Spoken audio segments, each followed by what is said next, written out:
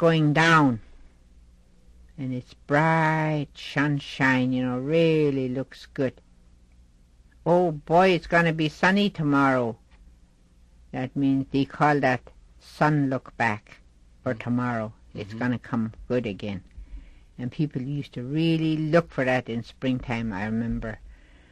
And winter time, when sunset is just good, it just shines.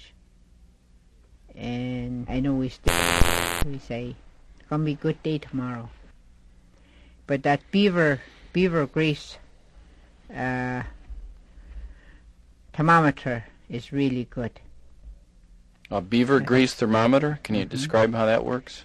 You just melt beaver fat. You just cut it all up just like bacon and fry it. And you get the grease and you put it in the jar and you leave it on your window shelf. And it'll tell you it's going to cloud. It'll tell you when it's going to snow. It'll tell you which way it settles down the bottom when it's clear. And then when it's snowing, it's halfway up, cloudy. And I remember once this winter, it was 50 below, 60 below for about a week. One morning we got up and Stephen said, "Hey, look over here." And the sky was just still clear and cold. And I look and the fog was almost halfway up. It's lifting. And I said, "But it's clear out there." And he said, "Well, that thing's supposed to tell you." "I know," I tell him, "but it's cold." Sure enough, before noon, we see lift up towards, we see cloud towards Galena. And that afternoon it was almost covered. And that cloud keep coming up. And when it's snowing, it showed just like snowflakes. Most of the time it's fog-like, but when it's snowing, when it's snowing outdoors, it's just showing the snowflakes. It's really something. And this didn't come from cutoff.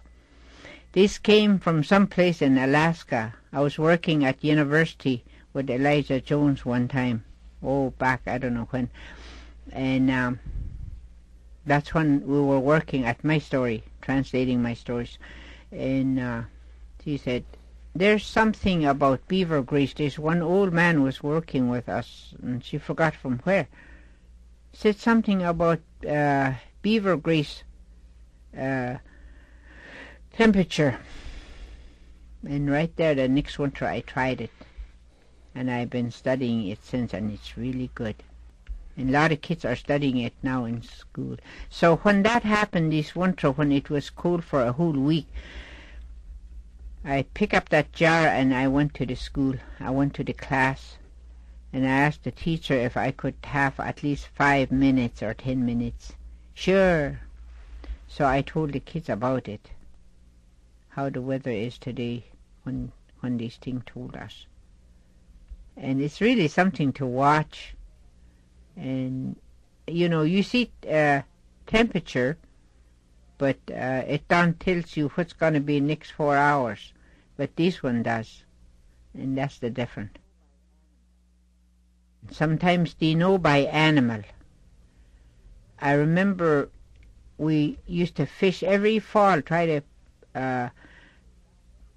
catch enough fish to last, most of the winter. And my grandmother would check the fish net, and I would be in the boat, and she was catching whitefish.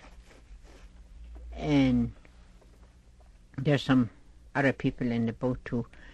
And she would say, "Oh, it's going to turn cold now. It's not going to warm up no more. Look at the nose of these fish. Just like there's white dots all over its nose of the whitefish." And sure enough, it never warm up again. It just get colder and colder and colder. So they used to know by animal So that was a reaction of a fish to what the coming weather was going to be. Mm-hmm. With the weather. And just like these geese not coming north because there's one more cool weather. Right.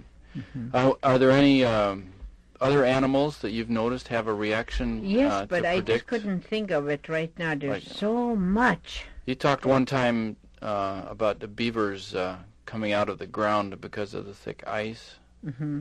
Can that be used to predict like the breakup or any coming weather? We used to hear that all the time, and old Fred Beifeld, he say that too. When was that? 2, 3 years ago.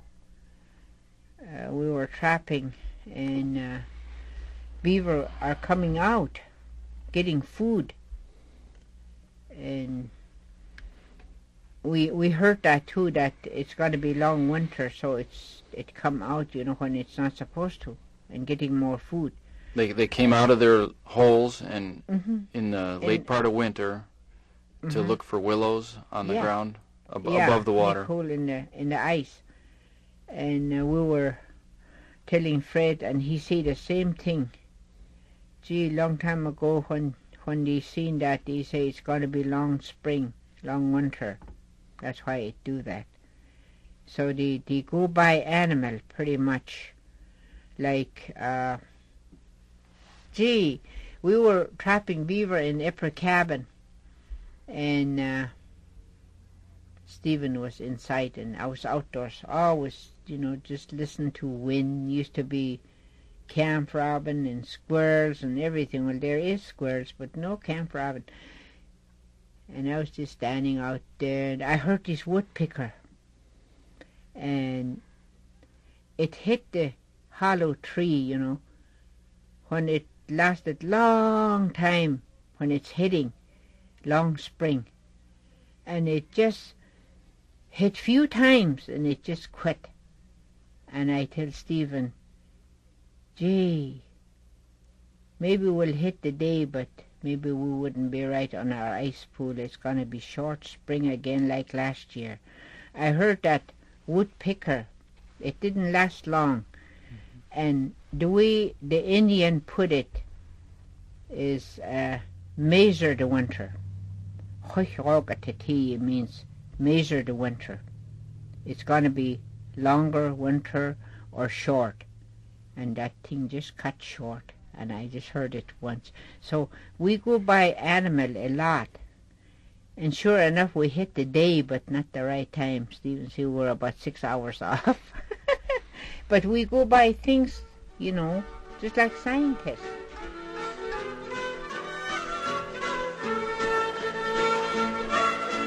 Raven's Story is brought to you through a partnership of KIYU, Catherine and Stephen Attla, and the U.S. Fish and Wildlife Service.